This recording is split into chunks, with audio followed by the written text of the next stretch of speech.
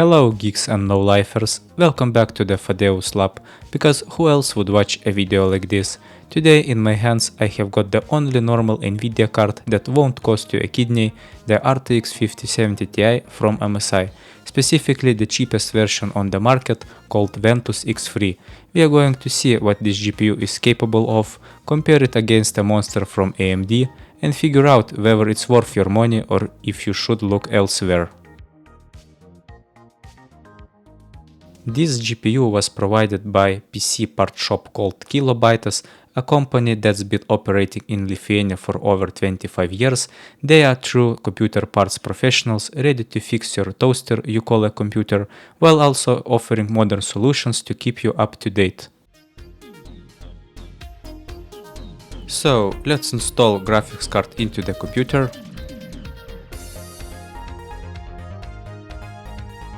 Let's make sure that we are connecting power plug all the way in.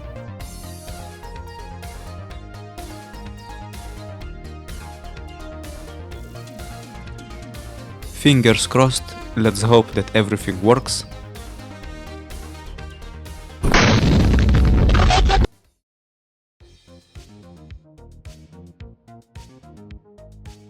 Thank God nothing burned or exploded this time. The test system specifications are up on the screen, and I have also added video chapters so you can find them in the description. And if you would like to earn some extra karma points, don't forget to smash that like button and subscribe to the channel. So let's start with all-time favorite Counter-Strike 2.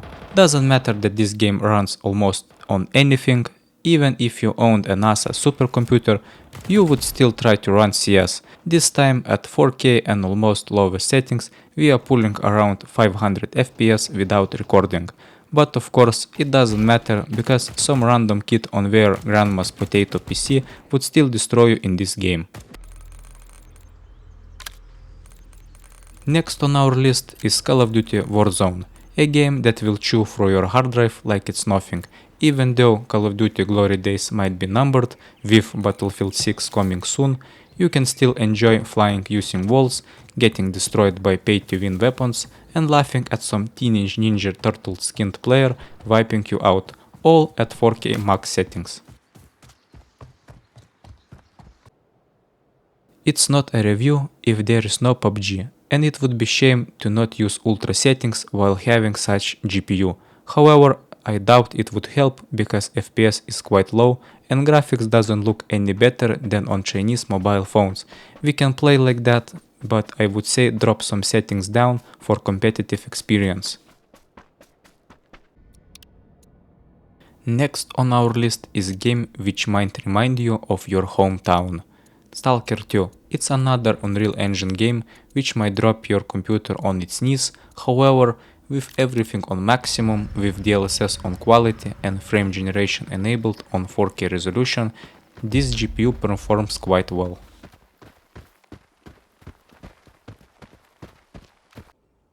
Have you ever squashed a cockroach in real life? Because in this game they might squash you.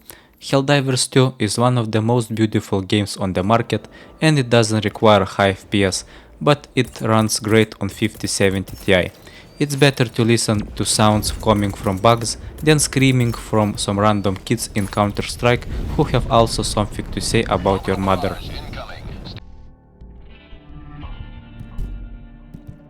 You probably noticed that in previous tests GPU doesn't consume much power. However, it can do even better. Here I am comparing stock results with UNDERVOLT and maximum overclock. And as you can see, we got very good results considering efficiency.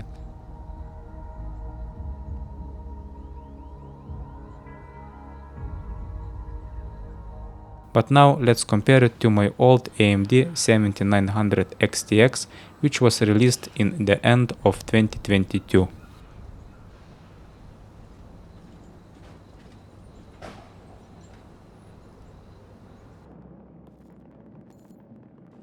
Sadly, I don't have Battlefield 6 yet. However, we can take a look at its failed predecessor called Battlefield 2042. And in this case AMD card is slightly more powerful. However, look at that insane power usage.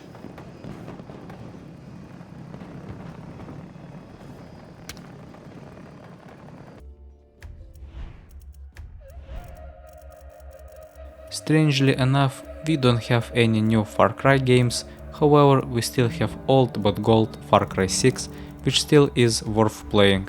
Even though game developers were sponsored by AMD, in this case Nvidia card gets more FPS.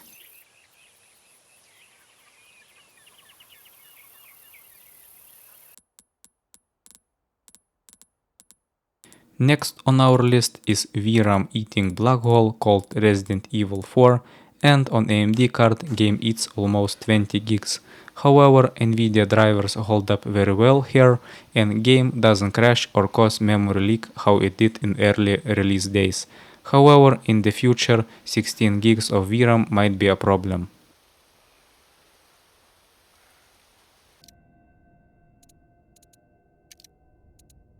For the end, we are comparing cards in Stalker 2 again, this time without frame gen, and instead of DLSS and FSR, we are using TSR for both GPUs, and yet Nvidia card is still on top while consuming far less electricity.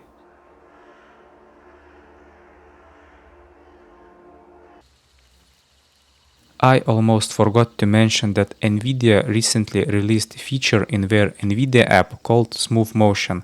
That's Nvidia's software-based frame generation, or just another name for fake frames, which can be enabled for almost every game. From the first glance at monitoring, our FPS went up, however in reality you will see that interpolated frame generation ghosting while moving fast, so don't be surprised.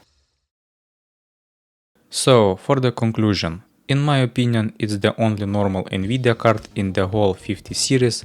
There is no reason to buy €400 more expensive 5080 when you can just do maximum overclock and it's almost touching that kind of performance. It's better to spend that difference for food like doner kebab or just pay your house loan instead, or just wait for super models which should be releasing soon. Biggest problem with this card is extremely poor power plug, which in models like 4090 and 5090 causes fire. However, there is no information about it happening on 5070 Ti. Card itself is very efficient and doesn't replace space heater.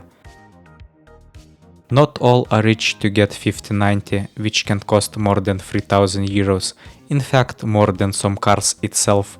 Meanwhile 5070 Ti is worth its price, and until miners doesn't see interest in this GPU, you can definitely choose it. And this opinion comes from long-term AMD user like me. Thanks for watching, don't forget to hit that like button and subscribe to this channel. Until next one.